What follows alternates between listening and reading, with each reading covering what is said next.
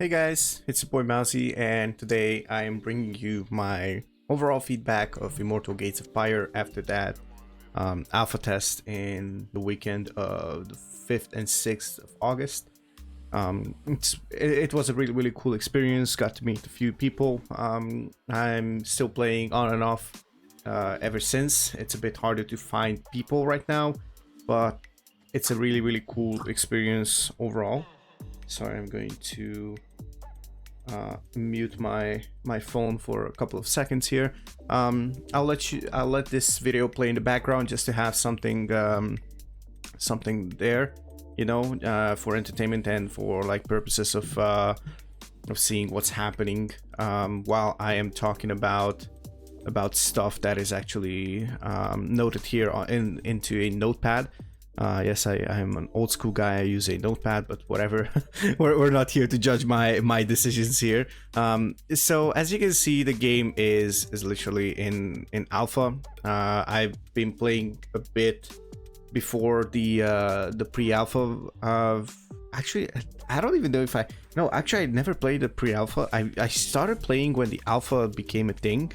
So that is something to note here.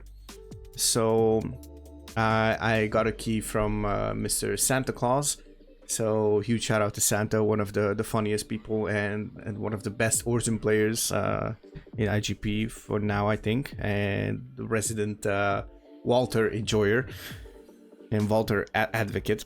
So let's dive right into it, shall we? I'll try to have stuff on the screen noted here. So let's talk about the client first of all. Stability, considering alpha is actually something of a pain point usually when it's an alpha game in development, because there's going to be a lot of bugs. There's going to be like stutters, FPS drops, all that good jazz.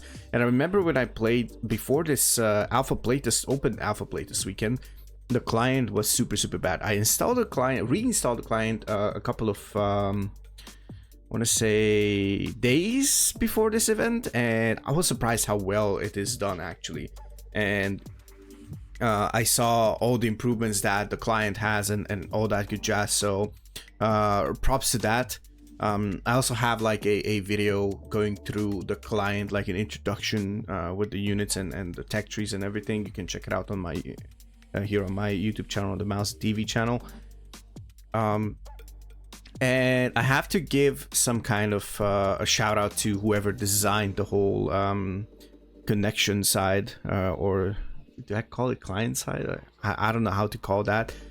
Basically, I'm trying to talk about the ping side. So servers are from NA, as far as I know. Like they are US servers, so should be around like 150, 100, maybe a bit more, 160, 170 ping, depending on where the servers are, which I am not aware of, by the way. So yeah, ping is not actually that big of a difference, because I was able to micro, I was able to have fun in the game. I was kind of like happy about the whole thing. So yeah, I'm overall super happy and super satisfied with how the connection side went. And I didn't really have, I think it was like one, maybe two instances where I was suffering due to ping issues. I'm not exactly sure, but I think I never had to complain specifically about ping. Like if I lost a battle, it wasn't because I wasn't able to like cast a spell in time or something like that. It was because I sucked. Okay, that's what I'm trying to say. Now let's talk a bit about unit pathing and the movement. Okay, because it's a super decent experience. The units are responsive. Yes, they clump up a couple of times. There are moments when they stuck. The best example, if you played Starcraft or saw anything related to that, or you know the memes with the dragoons, like you need to teach your dragoons how to walk. Not specifically your dragoons, because they get lost on the map with the pathing. But yeah, other than a couple of times, honestly, I had no issues. And this is a really this is a net positive in my opinion. So I gotta give a huge shout out to the design of the game itself. It is really well done. But yeah, enough of that. Let's move on to the gameplay side, okay? First of all, let's talk about the resources. Lack of worker building / auto building workers is brilliant for new players. I think I was vocal about it since I saw this whole mechanic, and I'll continue to be vocal about it because it is really a super decent mechanic. So if you're a new player and this is something that you're struggling with the economy, here all you need to do is spend your money and make great decisions based on how you spend that money, your resources. Now, having 3 resources makes it a bit more interesting because 2 of them are mined, but and here I'm talking about alloy, which is your basic. If you're from Starcraft, then it's your minerals. Then you have ether, which is kind of like your Vespene gas. If you're coming from Warcraft, then gold and lumber. I'm not really familiar with any other RTS lingo, so I'll try to stick with the IGP language. So we're gonna use the comparisons, but I'm gonna stick to them overall to this video. And yeah, there is a 3rd resource called Pyre, which are harvested by killing camps, and there's other mechanics, but generally you go out on the map, you kill Pyre camps and you contest them, you try to get them, and that's how you access your so-called, in Starcraft you would say top bar abilities, but these are your immortal abilities, okay? That is really important to note. Those can aid you in battle, can aid you in map control, all that good jazz. So it's really important to gather Pyre. Now, there is some new mechanics. It's not just regular harvesting, okay? Something that was introduced during this patch, I think, is the mechanic with ether, where I think it's called ether rush. I'm not even sure. It's kind of like an ether rush. You pay 50 alloy. So normally from an ether extractor building, you would harvest, I think, 130 per minute. And this way you harvest without an extractor. You change 50 alloy for basically 100 ether per minute. So you can use that. It's pretty cool. Gives you opportunities to build new strats, you know, min-max stuff and all that good jazz, get early ether, yada. So you can tech up faster, you know, 1 base opening cheeses, all that good jazz. I think it's a really good mechanic. I really like it. Now, let's speak about the command card. As you can see in the bottom left side, or I guess it's just the bottom left side, you have the command card. You can see there's a couple of things. The bottom row is the most interesting one, because that's the main focus of this. You have your train, tech, build, and power. Okay. Z accesses your training interface, where you just, as you can see, I'm popping in and I'm just pressing the hotkey for the respective unit. You can go into the advanced part by holding down space, and then you have access to like higher tech units and all that stuff. Same with the tech. You have the upgrades. If you have the buildings necessary for it, then they will pop up there, and you can research them. Now, on the building tab, you have all your buildings there, plus your advanced buildings. It doesn't get easier than this. You don't have to separate them by basic buildings and advanced buildings. You just have all that stuff basically put in there. And it's really nice. It's unlike a traditional RTS, but it's like clumped up in a place. But once you get used to it, it's actually really easy. It makes it much easier. And the same is with the powers and of course the army. Okay, you have everything in that single command card. You don't have to tap through units. You don't have to select individual units. You have them in your control group. You basically just do whatever you have to do, and that's it. Now, yeah, I noted down that it's easier to access for a newer player, and I stick to my guns on that one. Less hotkeys need to be pressed overall, and makes lower APM players be more comfortable. Like I see a lot of players who are in like Starcraft, they're like, oh, I need to micro and I need to tab through this, I don't have that APM, like what am I supposed to do, you know? They're like panicking and they're like, oh shit, I'm not even building this in because it confuses me, you know, it confuses my hotkey and all that stuff. You don't have this issue here, so it's a really good overall change compared to a traditional RTS, in my opinion. So yeah, command card, huge props to that. I think it's I'd say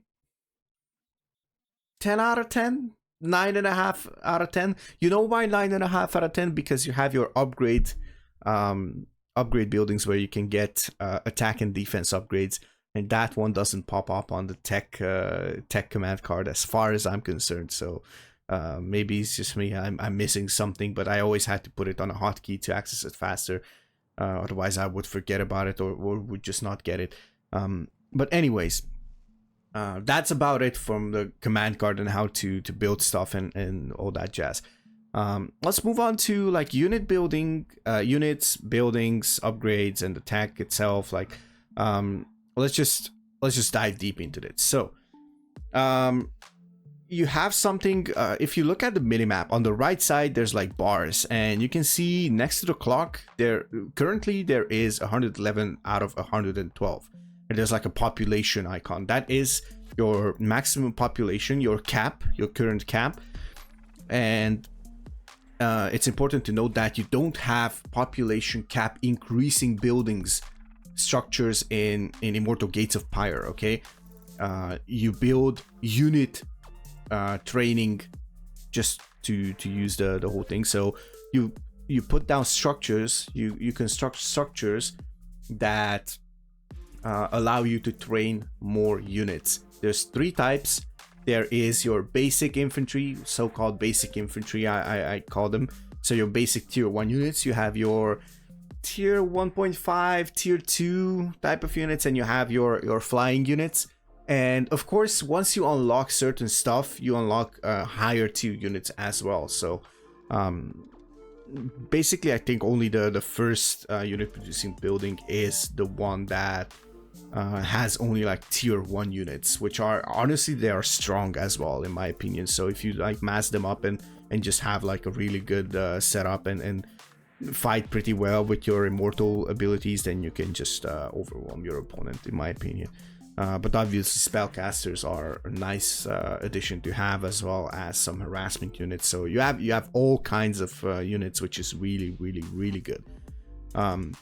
It's super simple to train units. The tier 1 and 2 units are pretty much on the first page basically, and then you have to hold down space to get access to like more tech heavy, more situational units, I'd say, as far as I was paying attention to that. Those are the more late game reactive style of units, if you ask me. Now, seeing how many you can train with the resources available currently is a great visual. That applies to the buildings as well. So if we tap in here, you can see in those command cards, you have the bottom left number. That signals with the current resources that you have, that is the amount of units that you can train from that type at once. Like, you just hold down the key and it trains it, or just press it repeatedly, it doesn't matter. It's a great visual feedback, and you can just set up your composition accordingly. And if you know how many units you need from a single type, and you just need to like do them at the same point, then you know, okay, so I can get this type of unit, I can get that type of unit, and then that means I'm this much time away from attacking, for example, for timing. Tech upgrades are nicely added to the command card when they become available, and that is really important. So if you don't see it on there, I mean, it's kind of a double-edged sword if you ask me. If you don't see it on the command card, then basically it means that you're not even aware of it. So kind of a risk, I'd say. Maybe you could just put it there, gray it out or something like that. I don't know if it would be overwhelming or not.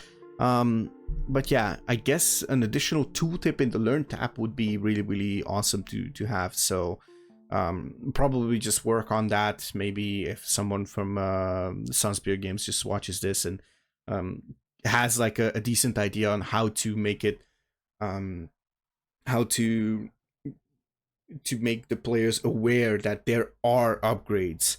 Or maybe I'm just missing something over here, and there is, but you can let me know down in the comments.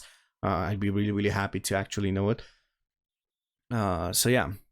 And yeah, as I mentioned earlier, I wish the attack and defense upgrades would be on the command card as well. I'm not sure if this is intentional or if this is something that they're working on. That's something I feel like it should be on there. I mean, it's part of it, right? So I guess that's it. Now, for micro and battles, this is one of the more controversial points, because if you make it too simplified, then it's gonna have like a lower skill ceiling, I'd say.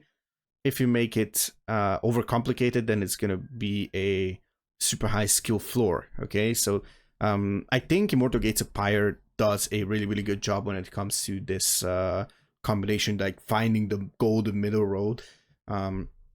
Because battles are slow, spells are relatively easy to use. Microink is not that difficult, okay? Because the game is slowed down, so you have time to think about it. You can see everything just popping up, and you can split your units. You can be fast, you can be a bit slower and still get away with stuff. Obviously, there is kind of like an infinite, I'd say it's an infinite scaling on it, so how effectively you can use your units. But I'd say for Warcraft players, this is probably the best case scenario. And Starcraft players would feel a bit feel that it's a bit slow maybe, but you know, I for one, I welcome the change. It adds a bit more casual side of it, at least in my opinion. Okay, maybe it's not the case. Now, also having the abilities on the army command card is basically, first of all, inspiring to people to use them more. Second of all, eliminates stabbing through units or clicking through them on the battlefield, and it's much easier to use. And of course, you have like a visual indicator on how many of those abilities you can use, because how many units you have and how much cooldown there is on them. So it's, in my opinion, it's a really, really good addition. Call me crazy, but I think the battles are really, really nicely done in Immortal Gates of Pyre, and it's a really, really fun thing to have. I mean, I can see where I mess up, you know? I can see where I'm messing up, and I can see how I should actually just do it differently next time when I get in there. And it urges me like, okay, I want to do another one. I want to do another one, you know, because it's accessible. It's easier to access these mechanics, and it makes it so you don't feel overwhelmed. For example, in StarCraft, if you see, I don't know, 16 Banelings rolling towards your Marines, you're like, oh shit, I need to split. Oh, fuck my life, I lost all my Marines. And next time you're gonna be like, okay, oh shit, I did, oh my god, I lost my Marines again. And again and again. You need to persevere a lot more. In Immortal, it's a lot more forgiving, and that makes it much, much better for casual players. So I am actually really, really happy. Now, for anything else, as this video is basically done. Oops, I'm not sure why this is happening, but you know what? We're gonna go back here and just restart this whole thing. Sorry for the bad production. I just tried to do something different for next one, maybe. Not sure what happened there with my camera, but anyways, just a couple more things to note here. The tutorial is really, really well done, in my opinion. So the resources to learn the game are there. They are really, really well done for new players. Don't get insulted when you get told where to place your hand, and you place your hand on your mouse, and where to have your hand on the keyboard. That is not for you, RTS veterans, okay? That is not for you. If you feel like you don't want to hear about that, don't even play the tutorial. Watch my games, watch whoever else's games. ask around, just play it, experiment with it. But in my opinion, that is a really, really good way to approach newbies. Newbies are going to be the ones that will be the casual side of RTS games, in my opinion. And you need to accommodate to them as well. So it's really, really important to actually be aware of what their limitations are when it comes to RTS, okay? Now, the battle tutorial, which is something different, it basically puts two armies in front of each other, and you need to decide whether to retreat or to attack. And it will simulate the battle. It's automated, which means microing is not going to be that big of a case, and it's a tad bit coin flippy, I'd say. I managed to get like to a higher streak, I'd say. I don't know, like 20 battles or something, maybe. It gets a bit repetitive, but actually, if you keep doing it and doing it and doing it, you will see in game, you'll be faced against your opponent and you'll be like, oh, wait a second.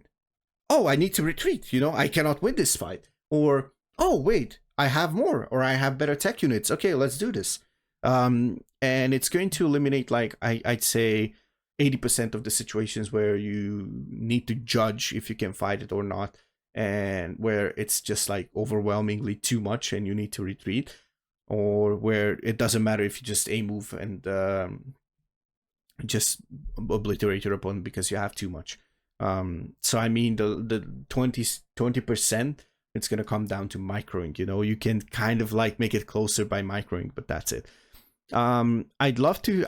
I'm not sure if there is an actual version where you can micro, but I'd love to see this version versus the AI where you can actually micro. Just make it like an advanced one. Game modes wise, you have 1v1, 2v2. I wouldn't mind 3v3, maybe. Not sure about 4v4. 4v4 might be just too chaotic, in my opinion. Because I think there's more spellcaster usage and it's not that fast paced. So 4v4 might just be like super, super long, in my opinion. And I'm not exactly sure if I want to see that. Maybe 3v3. That could be a really, really fun mode.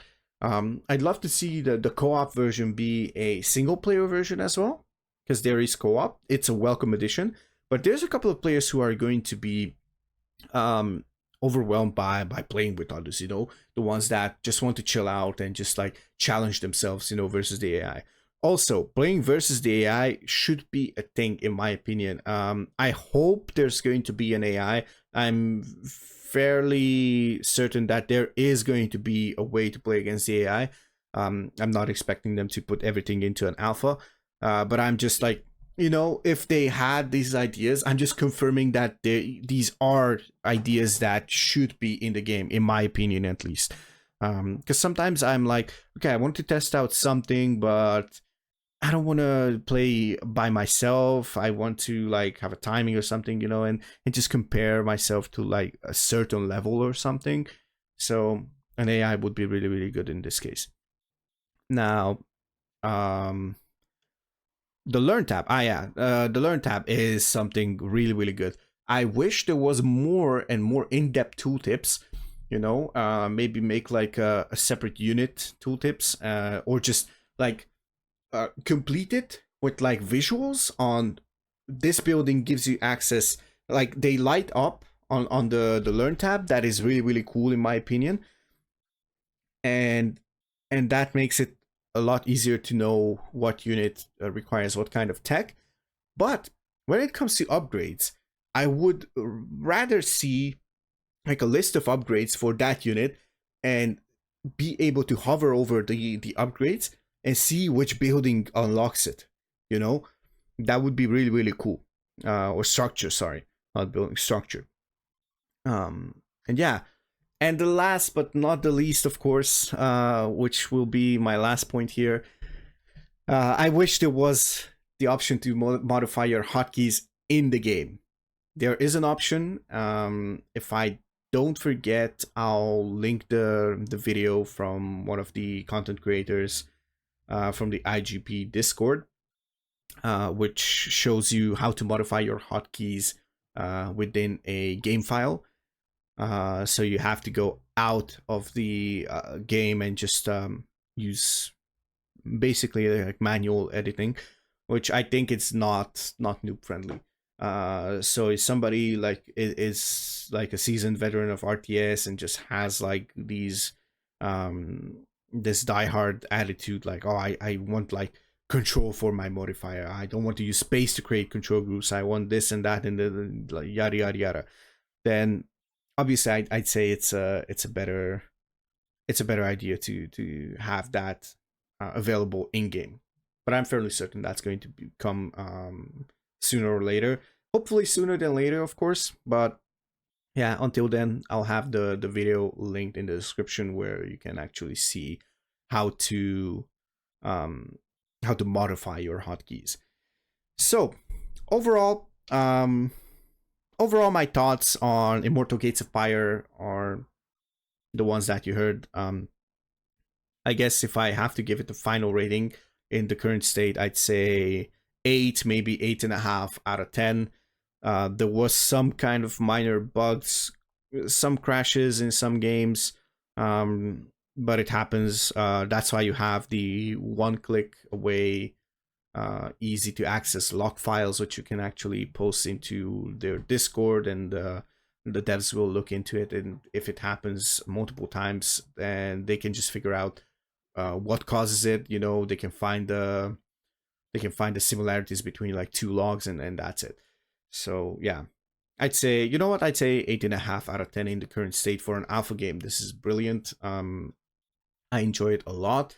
I cannot wait until they make it a full game, and I hope I'll be around to actually experience it. So I am looking forward to the beta version, where I hope there's going to be matchmaking and stuff like that. So yeah, other than that, I'll have the Immortal Gates of Fire Discord linked in the description box down below. And as always, hope you enjoyed it, and I hope this was useful. A bit of a longer video for the ones who actually are interested in switching. If there's someone from my community or someone who stumbles upon it, if you're a new one, consider subscribing. Maybe like the video, and check out some Starcraft 2 content. I have some really ancient Valorant content as well. And of course, you can check out my stream. I'll try to get back into it. I always promise it, and I'm getting closer. I feel like I'm getting closer. It's gonna be a lot of variety streaming, I say. Yeah. And I also have a second channel for some StarCraft 2 casting. Maybe Immortal Gates of Fire soon. As soon as I understand how the game works. But anyways, thank you so much for watching, and I'll see you in the next one. Peace and love. Cheers.